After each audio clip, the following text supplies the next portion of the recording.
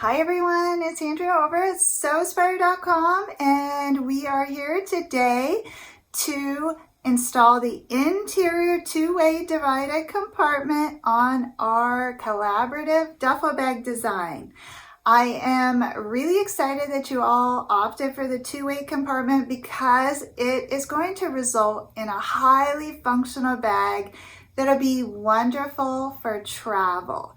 So today I'm going to show you how to craft those interior compartments. But before we get started doing that, I want to give you a bird's eye view of what the bag looks like with those two interior compartments in place. And then I'm going to give you some additional information about our last design poll in this collaborative duffel bag project, which we will be able to complete next week. So shall we get started? And today we are installing the two compartments that you all voted for in the last design poll. And I have this all in place now so I can show you what it looks like, but we will be building out one of the compartments together today so you can see how to do that. I did incorporate two slip pockets in each compartment along that rear wall. You have lots of options for pockets if you like. You could incorporate them on the side panels and along that front panel. I am building this bag to suit my individual needs. So I just want to have the 4 interior pockets, plus don't forget we have the front and rear pockets on the exterior, as well as the 2 side zipper pockets, which we installed last week.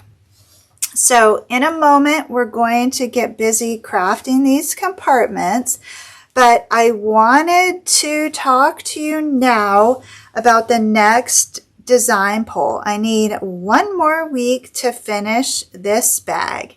So ideally, we're going to install zipper panels on the interior here.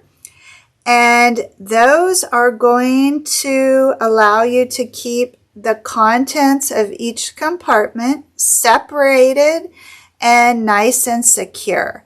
So in the initial inspiration piece, those zipper panels were shorter than the distance of the compartment, and so it drew that panel in and offered the bag a unique shape. So I need you to vote if you would like these interior zipper panels to draw the bag in, or would you like them sized to fit so that you can maximize your cargo space in this bag? So basically you're deciding between a cool shape and a smaller bag, or a traditional rectangular duffel and maximum cargo. So that will be the last poll that you will vote in. We are going to have to go with the drop-in lining method for this bag. And the top zipper closure, which will span the length of the bag, is going to be a separating zipper, and it will not be attached at the sides. And it will span the full width of the bag. Whatever that be, this is going to draw it in, but that top zipper will span the full width of the bag, and it will be separating, so it will open up nice and wide for you so that you can then access these interior zippers, which are going to run vertically across here, okay? So what you're deciding on is the actual shape of this bag, all right? So you're going to find the design poll linked down in the notes. If you're on the live chat, I'm going to post that in the chat for you too. This is an important last decision on this bag, and then we will finish this up next week.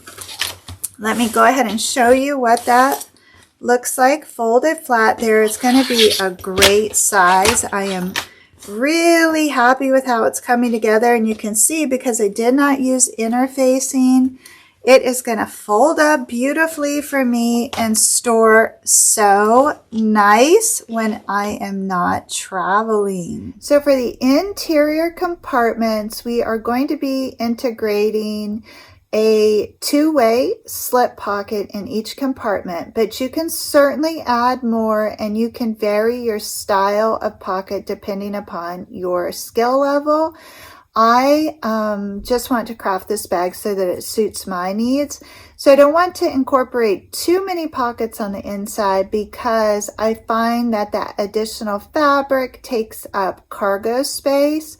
So I want to just have enough pockets where I can put important things and keep those separated, say, from my clothes. So for the interior compartments, we're going to have two of those. I'm going to show you how to craft one. So you're going to need two side panels per compartment, and these side panels are 10 by 10. I absolutely love this fabric. It's Tulip Pink, Queen of Hearts. It's going to be a blast to pack this bag. So I have my two side panels, and then for each compartment you're going to need 3 body panels, and those are 10 inches tall by 12 inches wide.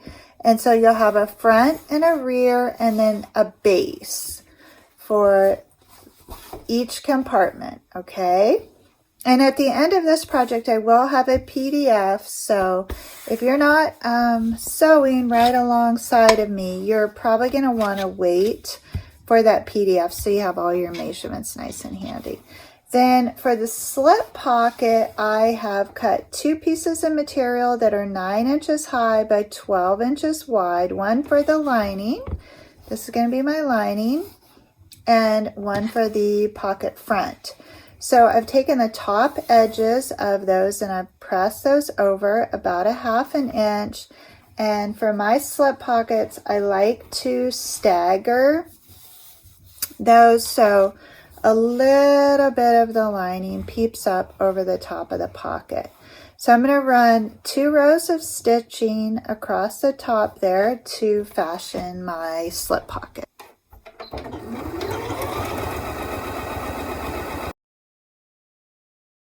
And now I have a fully lined pocket there, and I want to mark center on this pocket because I'm going to be dividing this in half.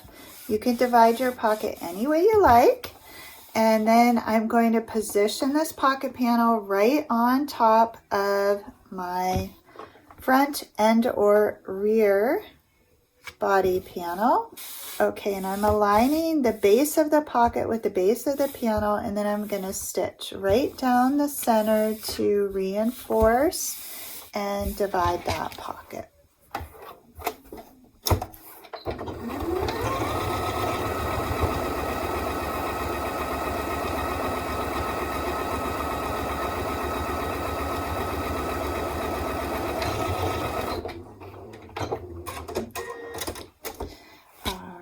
So now I have my pocket panel ready to roll, and now what I want to do is, using the modified T method, I am going to position my side panels on the right and the left hand side of that, and using 5/8 of an inch seam allowance, I'm going to join those to create a 3-way panel. So I have one side attached there. I'm going to bring over the second side, and I'm just lining that right up against that left hand edge, and I'm going to attach that. And now I have a 3-way panel which has my pocket panel and my 2 sides attached. Now I want to work with the remaining 2 body panels, one of which will be the base and one of which will be the rear panel. And I'm going to position those right sides facing. and then along one long edge, I am going to join those two panels, same 5/8 of an inch seam allowance. Okay, so that creates a two-way panel. And now what I want to do is bring back over my three-way panel, and I want to position this two-way panel on top of that, aligning the base of the two-way panel with the center of that pocket panel like this, and I'm going to stitch seam to seam. Please note, seam to seam is different than end to end. I'm leaving that 5/8 of an inch seam allowance open on each end. And then now I have a very large T, hence the name T method. So the next step in this process is for me to align the base of the side with the side of the base. And the easiest way to do that is just to fold this fabric over on itself there and align those two panels, and then again I'm stitching seam to seam. You may notice I did not use any interfacing on the interior fabric either. It may be your preference to create a stiffer project, and in that case I would suggest going with something like Pellon 808, Pellon 809 for this. Whatever you opt to use, just be certain that your machine can handle all of the layers. I like my duffel bags to fold flat when they're not in use, and so that's why I'm not using any interfacing. Okay, so I have one side attached. Now I'm going to fold that fabric over again, aligning the base of the side with the side of the base and stitching seam to seam. And now the stage is set here. And the last step for me is to raise up that remaining body panel and attach those sides. So I'm just going to do that one at a time, 5/8 of an inch seam allowance, get everything nice and lined up, and stitch that in place. And now I have one of my interior compartments crafted, and it has a two-way slip pocket, and these pockets are perfectly sized in my opinion. I can fit my hand in there, no problem. So those would be great for dividing the contents. Now what I want to do is take that top edge of this, and I want to fold it over about an inch. It might be a little less than an inch, closer to 3/4 of an inch. It's just approximate there, and I want to take some clips and hold that all in place. I have already pre-crafted the second interior compartment, and I have that pre-fit in our duffel, and I'm going to bring that over here in just a moment and show that to you. One note about folding over this top edge, you want to leave yourself plenty of clearance around that pocket. So that's why I say it's probably going to be less than an inch.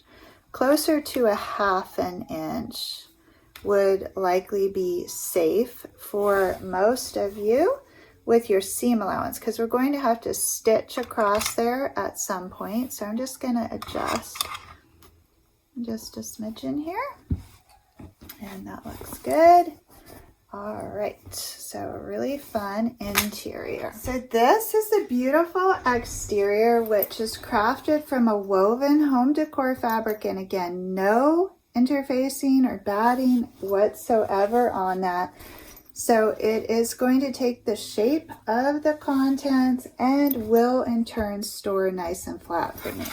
So I have already positioned my first interior compartment, and it is crafted exactly like the one that we just made together, and it has the two slip pockets. So I am going to go ahead and put the interior pockets on the same wall of the bag so that my weight and balance is equally distributed. It's very important how we fit these interior compartments inside of this. So what you will need to do is align those side seams first, and then we will work along the front and then the rear to align the main panels with the exterior. And we will only be clipping just until we get to that side seam for the interior middle, which the two compartments are going to bump up against each other, so the point at which they meet. And that seam that is on the inside is actually going to jet out into the middle of the bag about an inch. So there's that seam there, and where the two meet, those seams should be perfectly aligned and jetting out just a bit into the middle. So I have the side and the front aligned. Now I'm going to work along the back here, or the pocket panel side of this, and then I'm going to come in along the center here and secure those interior side panels with clips. And this is looking great. It's a wonderful size. You can get a better feel for the size of this now that we have those interior compartments in place. And even that little bit of interior lining is offering the bag a little more stability, but it's still gonna stow really nice for me. All right, so I wanna thank you guys for sewing with me today, for your participation in this March collaborative design project. I am really happy with how this bag is coming along. I will be taking it on vacation with me next month, so the timing is absolutely perfect, and I hope that after we finish the actual design process, that you will consider purchasing the supplementary PDF, which I will have available for you next week, and you will make one for yourself. I will see you next week to finish up this bag, and I will have the PDF for you then. And then in April, well, actually next week is April 1st, but the following week we're gonna start sewing one of my favorite Sewspire designs. I actually designed this bag when I first started my sewing business back in 2006. It's a drawstring purse. It's so fun. It's absolutely perfect for summer living. So I hope you will plan to join me in April as well. I have the schedule for the whole year, and I will put that link down in the notes if you're curious what's coming down the pike. And if you see projects that interest you, you can add that to your calendar so you can keep up with what's going on here at Sewspire. In addition, I have a series of bag maker workshops that I'm going to be teaching live via Zoom, and you're going to be able to join me in the Sewspire Zoom room, and we're going to work through really specific bag making techniques. The first one is taking place April 19th, and Zipit from Etsy is going to be sponsoring the door prizes for that workshop, and I have a lot of beautiful zippers to give away to a few lucky ducks who are in the Zoom room with me. I can only fit 100 people in the Sewspire Zoom room, so most of the seats have already been reserved, but there are a few left. So if you are watching this in time, go ahead and click the link down in the notes and add your name to the list of guests at that complimentary Sewspire Bag Maker workshop. And I will see you in April to talk zippers. I'm going to install 3 different zippers using a framing technique that I think is foolproof way to install zippers on bags. All right, so again, thank you for joining me today. And as always, please know the creative genius in me will be celebrating the creative genius in you. I hope everybody has an awesome weekend. See you soon.